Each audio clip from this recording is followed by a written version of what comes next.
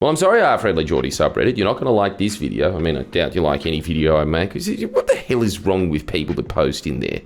Well, it's Reddit, that's the first problem, but I swear, at this point, it is just made up of staffers trying to convince each other that their preferred politician made the better speech. Newsflash, none of them made the better speech.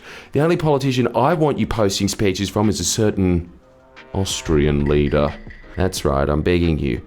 Please, for once, can you please post something funny and racist? Do away with your Funko Pop morality.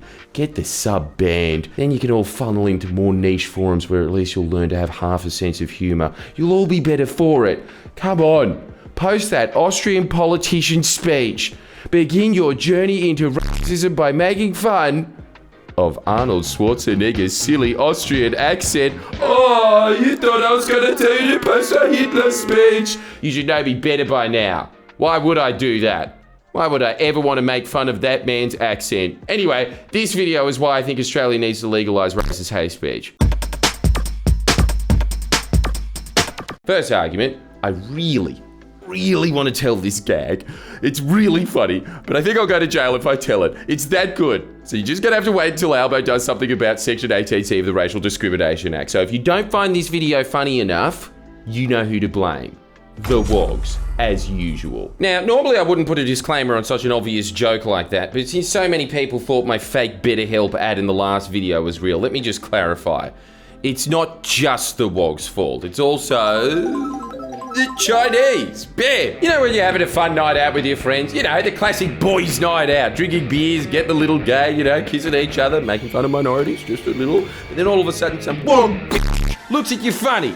That's Section 18C of the Racial Discrimination Act. It is the legal equivalent of that person. This is the section. 1, it is unlawful for a person to do an act otherwise than in private if A, the act is reasonably likely in all the circumstances to offend, insult, humiliate, or intimidate another person or group of people, and B, the act is done because of the race, colour, or national or ethnic origin of the other person or of some or all of the people in the group. Now, to be fair, there is a carve-out in Section 18D that nullifies any unlawfulness if what is said or done is found to be reasonable and in good faith. So, you know, artistic, scientific, academic purposes for the sake of accurate reporting, etc. Which is good news for me, as it means that my next stand-up tour, Jacques le Raciste Artiste Clown, will be A-OK. It's very avant-garde. You guys are gonna love Jacques' mime impressions of being robbed by black people. Wait.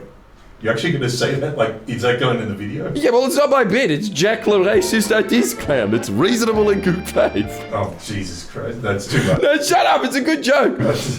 No, the problem with having a law like this is that it puts the decision-making power in the worst decision-makers in Australia's hands. Judges and lawyers. And far from the law being used to hold powerful and evil bigots to account, in effect, what having the law actually does is just open more legal avenues for the most bitter, vexatious losers to abuse. Everyone points to the Andrew Bolt case as some sort of great victory for 18C. This is how stupid, for lack of better wording, mainstream culturally liberal opinion is in Australia.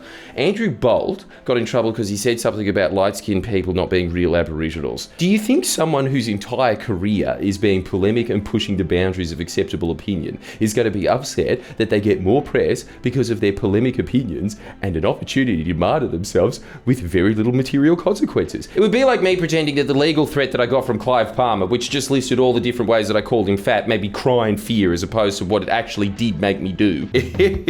You know something? He is fat, and he is fat. But that's precisely why 18C should go. That's 18C at its best. A waste of the court's time, all to make both Andrew Bolt happy and the people who think the TV show Utopia is a well-written, biting satire happy as well. But 18C can be weaponised in a far more sinister manner than the usual footsie between culture warrior versus culture precinct warrior. Oh no, this area's dying. We need more wine bars and queer art. 18C can be used to shut down legitimate political debate by smearing certain opinions, discourse, and just straight facts as unacceptably racist. Just giving any private party the avenue to launch proceedings against anyone is bad enough. The outcomes of the case really don't even matter. To the most cynical abusers of 18C, it's just an ability to get a great headline. Someone's been taken to court because they're that racist. Case in point, the Zionist Federation's latest case against journalist Mary Kostakidis. They're taking her to court for alleged anti-Jewish hate speech. What did Mary say? Well, nothing. she shared a video of a speech by Hassan Nasrallah, the Secretary General of Hezbollah, where he said, "Allahu Akbar, Madame Lebanon, my cousin. Insert us, stitch." No, he didn't say that.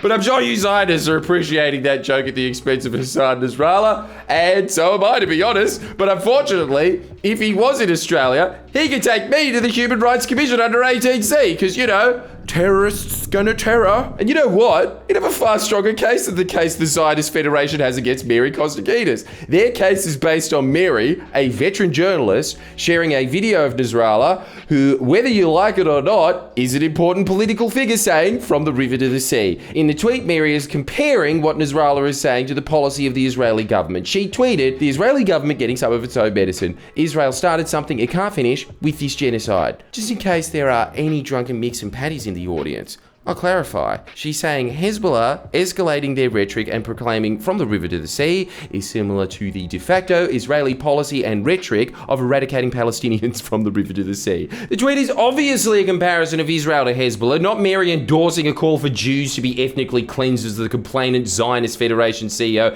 Alon Kasudo is claiming in either 2024's most stunning display of expedient dishonesty or of a solipsistic victim complex. Probably both. I mean, for fuck's sake, Alon, over 40,000 Palestinians killed, and you still managed to make it about your feelings about a tweet. By their twisted logic, the Zionist Federation can now also claim that Mary is endorsing Israel's war because she tweeted a video of Benjamin Netanyahu as well. But they won't.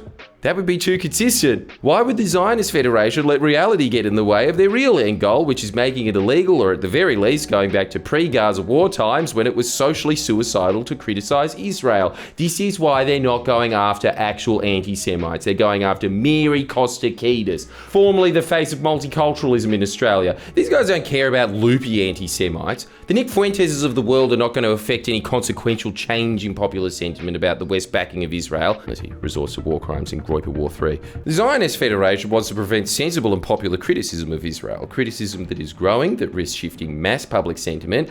This is why their case against Kostakidis has been conducted in tandem with Sydney Morning Herald journalist Chip Legrand, who got an advance copy of their submissions to the Human Rights Commission before Kostakidis even knew about the case herself.